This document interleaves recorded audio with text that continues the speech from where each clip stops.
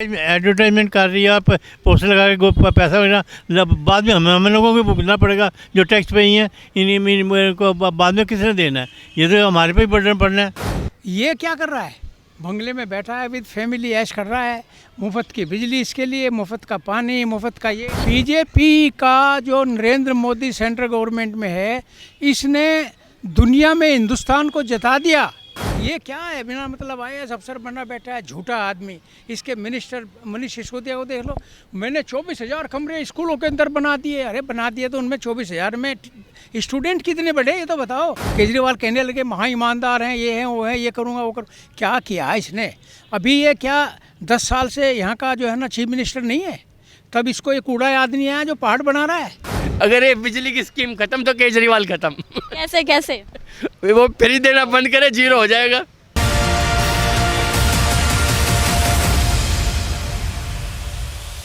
नमस्कार, आप देख रहे हैं नेशन लाइव। मैं हूं आपके साथ काजल चौधरी। अभी हम मौजूद है विकासपुरी स्थित एक MCD पार्क में। यहाँ हमारे साथ कुछ स्थानीय लोग बने हुए हैं। आइए इन लोगों से बात करते हैं और एक जो चुनावी माहौल है इस क्षेत्र का वो जानने का प्रयास करते हैं। अंकल जी, आपसे जानना चाहूँगे कि आप बताइए MCD में इस बार किसकी सरकार आनी चाहिए? हम तो बीजेपी को चाहते हैं आगे। बीजेपी ही क्यों? आम आदमी पार्टी ने इतना फ्री, जैसे बताया उन्होंने कि फ्री कर रखा है, सर्विस सबको पसंद भी आ रही है। एडवर्टाइजमेंट कर रही है, आप पोस्टर लगा के पैसा वगैरह बाद में हम लोगों को भुगतना पड़ेगा जो टैक्स पे ही हैं। इन्हीं को बाद में किसने देना है? ये तो हमारे पे ही बर्डन पड़ना है। टैक्स पेयर है, उन्हीं को देना है ना सब कुछ। ये जो बांट रहा है ये हमारा पैसा बांट रहा है। हम ऑनेस्ट टैक्स पेयर्स हैं। अपनी पेंशन से भी, ये भी अपनी पेंशन से टैक्स तो पे कर रहे हैं ना। ये क्या कर रहा है? बंगले में बैठा है, विद फैमिली ऐश कर रहा है, मुफ्त की बिजली इसके लिए, मुफ्त का पानी, मुफ्त का ये। लेकिन अंकल जी, कहीं ना कहीं लोगों को ये सब पसंद आ रहा है, तभी तो उसको सपोर्ट कर। लोगों को किसी को पसंद नहीं आ रहा है। जो समझदार आदमी है देश के, उनको किसी को पसंद नहीं आ रहा है। ये सब झुग्गी झोंपड़ी वाले जिनको मुफ्त का मिल रहा है ना खाने को, ये उनको पसंद आ रहा है। 5-5 हज़ार रुपये रिक्शा वालों को दे दिए, बैटरी रिक्शा वालों को, उनको पसंद आ रहा है ये है। दूसरे तो बीजेपी ऐसा क्या काम कर रही है जो आप उसके इतने समर्थन में? बीजेपी का जो नरेंद्र मोदी सेंट्रल गवर्नमेंट में है, इसने दुनिया में हिंदुस्तान को जता दिया। ये क्या है? बिना मतलब IAS अफसर बना बैठा है, झूठा आदमी। इसके मिनिस्टर मनीष सिसोदिया को देख लो, मैंने 24,000 कमरे स्कूलों के अंदर बना दिए। अरे बना दिए तो उनमें 24,000 में स्टूडेंट कितने बढ़े ये तो बताओ, टीचर कितने लिए ये तो बताओ। और फिर तुम क्यों नहीं, तुम्हारे अंदर एजुकेशन आती। एडिशन थोड़ा ये पुराने को मॉडिफिकेशन ही किया है थोड़ा बहुत, वो क्या बनाए कुछ नहीं है। हाँ, बहुत कम। मैं कहता हूँ कि उनके अंदर स्टूडेंट्स कितने बढ़े, टीचर्स कितने लिए नए। और फिर नहीं, पढ़ाई की बात बताता हूँ मैं। इसके अंडर एजुकेशन आती है,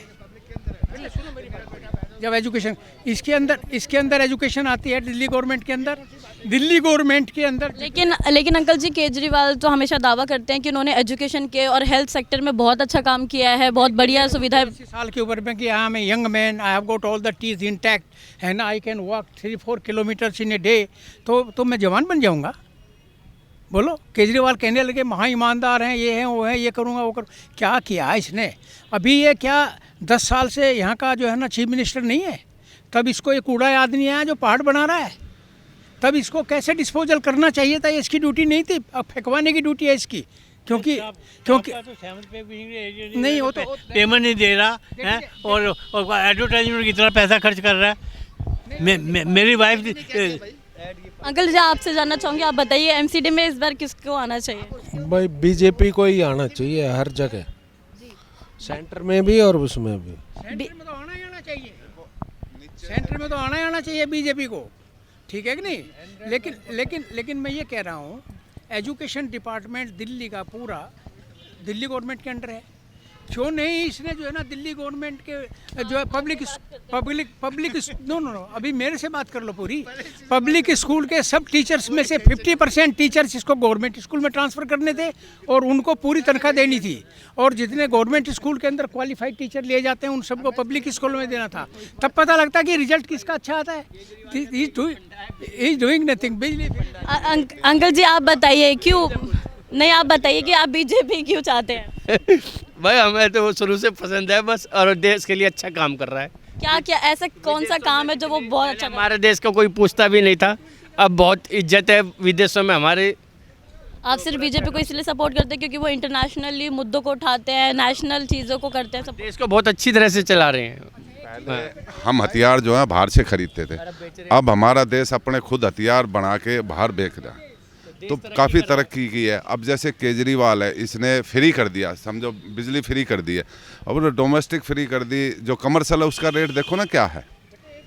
तो फ्री का जो है ना ये ठीक नहीं है, बाकी काम तो सभी करते हैं। आपको क्या लगता है अंकल, ये जो केजरीवाल की जो ये स्कीम है फ्री करने की, कब तक टिक पाएंगे वो इससे? ये ज़्यादा दिन नहीं चलेगी, ज़्यादा दिन नहीं चलेगी। और हम जब नीचे से बुनियाद ही मजबूत करके चलेंगे तभी तो ऊपर जाके मकान अच्छा बनेगा। तो इसलिए एमसीडी में बीजेपी आएगी तो आगे भी सेंटर में। अगर ये बिजली की स्कीम खत्म तो केजरीवाल खत्म। कैसे कैसे? वो फ्री देना बंद करे, जीरो हो जाएगा, कोई वोट नहीं देगा। ये फ्री के चक्कर में लोग बाग वोट दे रहे हैं इसको। हाँ, फ्री चलना और वो करना, उसी की वजह से ये जो गरीब तबका है वो ही है, उनको पैसे देते हैं वो करते हैं, और लास्ट जो करते हैं वो वैसे इनका कोई वो नहीं है। अभी 2-4 दिन पहले की बात है, ये हस्ताल गांव में जो हमारे यहाँ के एमएलए हैं महेंद्र यादव जी, उन्होंने क्या अपनी वो दी है, मतलब स्पीच दी है कि भाई अगर आपने आप वाले को वोट नहीं दी तो मैं तुम्हारी नालियाँ साफ़ नहीं कराऊँगा, और मैं तुम्हारी ये घरों के सामने झाड़ू नहीं लगवाऊंगा, और ये लिख लो, मैं बोल के जा रहा हूँ इस बात को। बताओ कैसे कैसे। अभी 10 वारंटी के साथ उतरी है आम आदमी पार्टी, तो क्या लगता है आपको कि कितनी गारंटी वो पूरी कर पाएगा? नहीं कर पाएंगे इतने, नहीं कर पाएंगे इतने। देखो, आम आदमी पार्टी की गवर्नमेंट पंजाब में आई, वो किस बेस पे आई कि मैं बिजली का बिल किसानों को माफ़ कर दूंगा, इतनी यूनिट तक माफ़ कर दूंगा, फ्री बिजली दूंगा, इतना 1000 रुपया दूंगा, ठीक है कि नहीं? अच्छा, अभी ये बतलाइए, पंजाब में शराबबंदी करी उसने, कहा था करने के लिए। कोई घर बॉर्डर पर ऐसा नहीं है जिसके कि सब आदमी नहीं मर गए हैं नशे के टीके लगा कर। हर गांव के अंदर टीके लगाने के लिए मिलता है। 2 बेटे हैं तो दोनों को नशे का आदी कर दिया। एक बच्चे को 4 पकड़ कर ले गए कि इसको भी आदत पड़े, वो नहीं लेता था, उसको डबल डोज लगा दी, वो मर गया।